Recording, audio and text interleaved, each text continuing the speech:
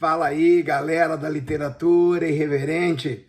Nós vamos começar aqui uma série sobre a Guerra do Paraguai e dessa vez nós vamos ter como base esse livro fantástico do professor Francisco Doracciotto, Maldita Guerra, a nova história da Guerra do Paraguai. É um compilado de mais de 600 páginas, cuja primeira edição foi lançada no ano de 2002 e tem um embasamento fantástico nas pesquisas feitas pelo professor Doracciotto. Inclusive essas pesquisas estão descritas ali na introdução do livro. Tá? E diga-se de passagem, também utilizamos informações do site oficial da agência Senado. Tá? Chama a vinheta que a gente já volta com vocês aí.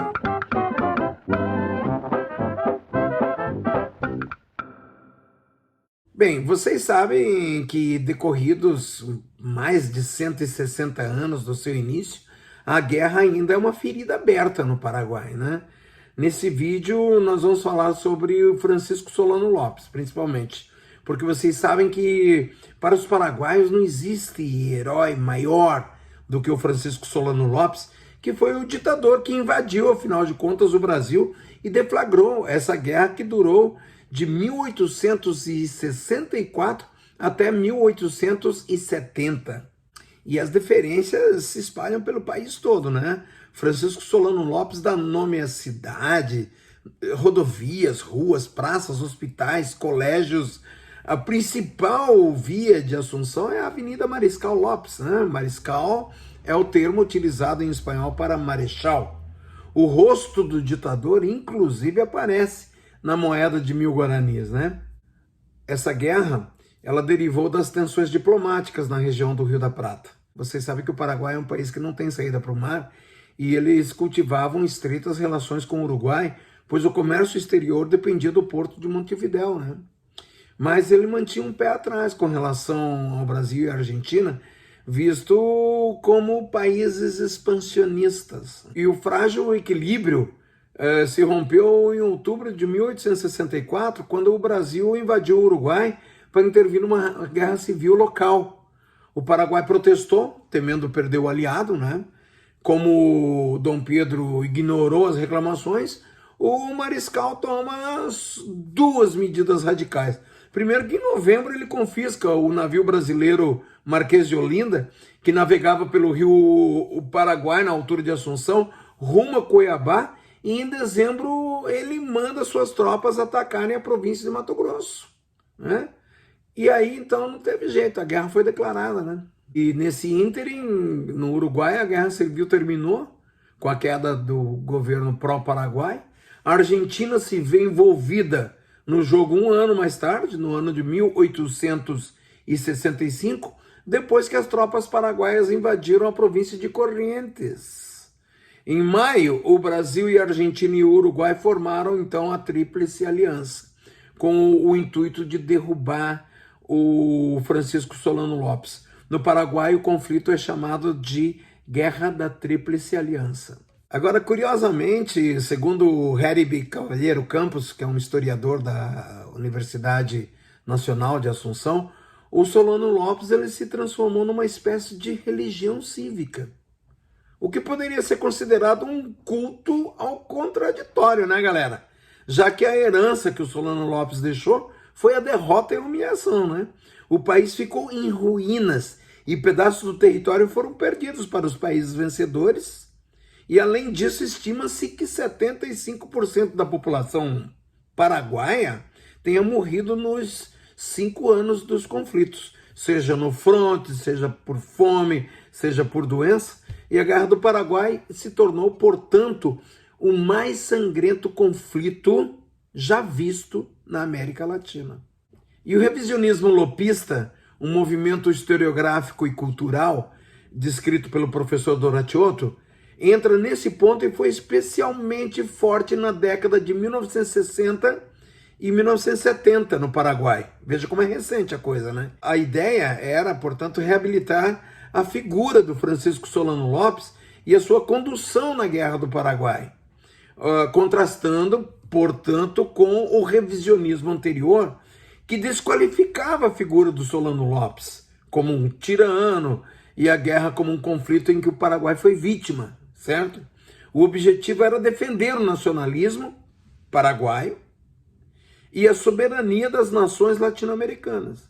E, segundo consta em documentos guardados no arquivo do Senado, os senadores do Império descreviam Solano Lopes como um tirano e o comparavam com Napoleão, né, o imperador francês que tentou dominar toda a Europa, né?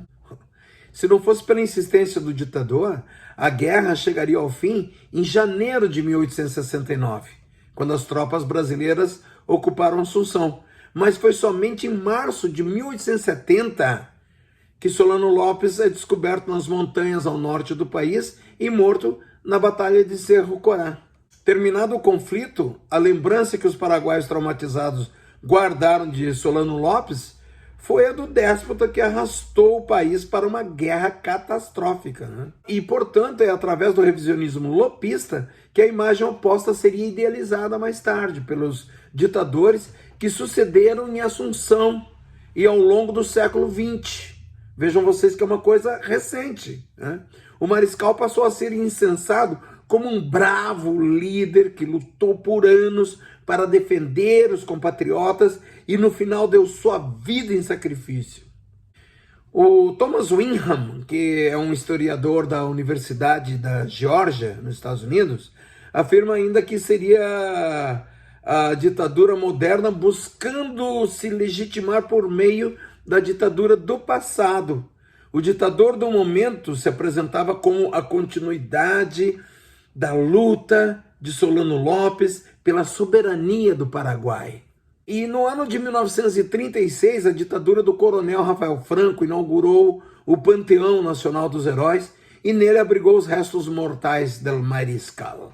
Em 1978, o Stroessner patrocinou, inclusive, filmagens do épico Cerro Corá, que cristaliza a imagem do mártir. O cartaz anuncia uma história de amor, coragem e sacrifício, que inclusive é exibido, esse filme, até os dias de hoje na TV. A mesma visão romantizada, galera, chegou ao Brasil e à Argentina nos anos de 1960.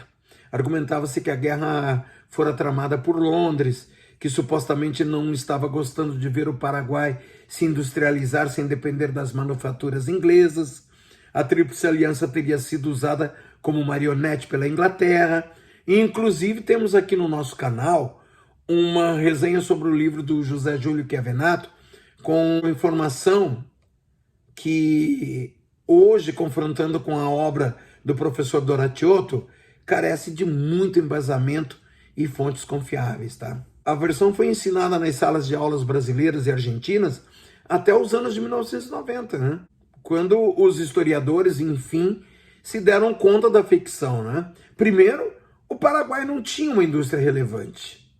Depois, se a Inglaterra queria transformar o país em mercado consumidor, não fazia sentido incitar a guerra, que dizimaria 75% da população, né? E por fim, para sacramentar, as relações diplomáticas entre Brasil e Inglaterra estavam rompidas no momento da guerra, por causa de uma questão chamada Questão Christie. Dá uma olhadinha no Google que você pode conferir isso aí, tá? O Paraguai se tornou um país democrático no ano de 1989, com a queda do Stroessner. No entanto, o culto a Solano Lopes permanece. Uma explicação é o fato de que os horrores do conflito estarem até hoje presentes na memória coletiva, como uma ferida não cicatrizada. A existência de um herói, ainda que irreal, serve de alento, né? Outra explicação é o fato de não ter havido liberdade acadêmica durante 35 anos da ditadura Stroessner. Bom, galera, e para finalizar, o historiador, professor Francisco Doratiotto, o autor do Maldita Guerra, diz que é um absurdo ver Solano Lopes como herói, pois, segundo suas palavras, ele sacrificou um país inteiro inutilmente.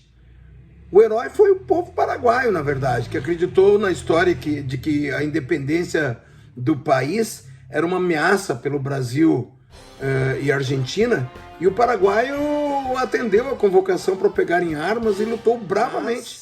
Pagou um preço alto demais, né? Bom, galera, espero que vocês tenham gostado desse conteúdo e a gente continua descrevendo algumas das batalhas da Guerra do Paraguai e o desenrolar político também, tá?